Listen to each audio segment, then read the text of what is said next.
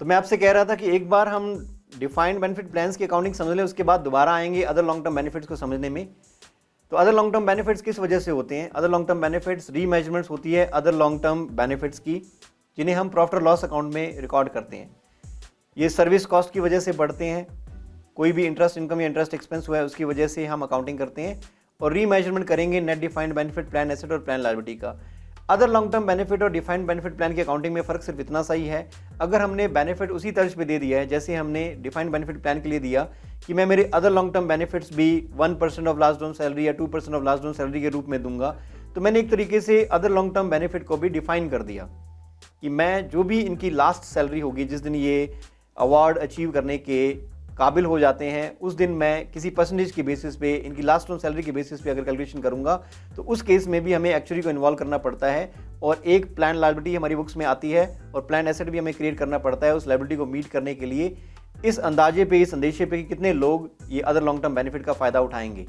तो अकाउंटिंग बिल्कुल सेम रहती है कि हमारे यहाँ ओपनिंग बैलेंस होगा एसेट और लायबिलिटी का जो हमें एक्चुअली देगा, कोई बेनिफिट पेड आउट है तो उसकी वजह से एसेट और लायबिलिटी कम होंगे, इंटरेस्ट एक्सपेंस की वजह से हमारी लायबिलिटी बढ़ेगी, पीएनएल में एक चार्ज रिकॉर्ड होगा, इंटरेस्ट इनकम की वजह से पीएनएल में इनकम रिकॉर्ड होगी और हमारा एसेट अकाउंट बढ़ेगा।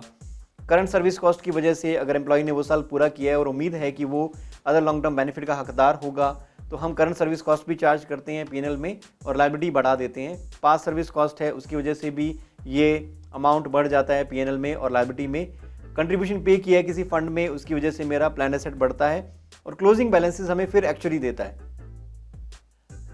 जब हमने टोटल करके देखा, जो हमने अकाउंटिंग की और जो एक्चुअली ने फिगर दिया, उसमें फिर फर्क आ गया। तो इस फर्क को इस बार हम रिकॉर्ड करेंगे पीएनएल में। जो बैलेंसिंग फिगर है उसे हम रीमेजरमेंट करने पे प्रॉफिट और लॉस अकाउंट में ही दिखाएंगे। जो भी नेट बैलेंस आएगा वो पीएनएल में रिकॉर्ड होगा। यहाँ पे ओसीआई जैसा कुछ भी नहीं है, अदर कॉम्प्रिहेंसिव इनकम जैसा कुछ भी नहीं है, इसीलिए अकाउंटिंग बिल्कुल सेम है, पर हम जो अदर लॉन्ग टर्म बेनिफिट्स का डिफरेंस है वो ओसीआई में ना ले जाकर पीएनएल में ले जाएंगे। तो जो भी नेट डिफरेंस होगा वो प्रॉफिट एंड लॉस अकाउंट को हिट करेगा और वो या तो एसेट को इंपैक्ट करेगा या लायबिलिटी को इंपैक्ट करेगा। इसकी डायरेक्ट अकाउंटिंग होगी अदर लॉन्ग टर्म बेनिफिट की। इसीलिए ये डिफाइंड बेनिफिट प्लान से थोड़ा अलग है, क्योंकि जब हम रीमेजरमेंट करते हैं तो हमें unrecognised actual gain and loss को डिफाइंड बेनिफिट प्लान्स के लिए हमें उसे अदर कॉम्प्रिहेंसिव इनकम में दिखाना पड़ता है। तो ये बड़ा फर्क था अदर लॉन्ग टर्म बेनिफिट और डिफाइंड बेनिफिट प्लान्स में। अदर लॉन्ग टर्म बेनिफिट्स का जो भी डिफरेंस रह जाता है, जो हम अकाउंट नहीं कर पाए, वो पीएनएल में ही रिकॉर्ड होता है और डिफाइंड बेनिफिट प्लान्स का जो बैलेंस जो हम रिकॉर्ड नहीं कर पाए, लाख कोशिश करने के बावजूद भी हमारा अकाउंट मैच नहीं हुआ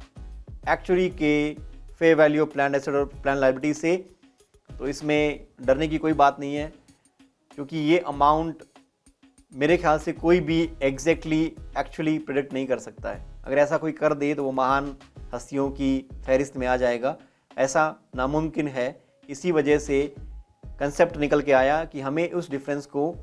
अदर कॉम्प्रिहेंसिव इनकम में अनरिकॉग्नाइज्ड एक्चुअल गेन और लॉस के रूप में रिकॉर्ड करना होगा।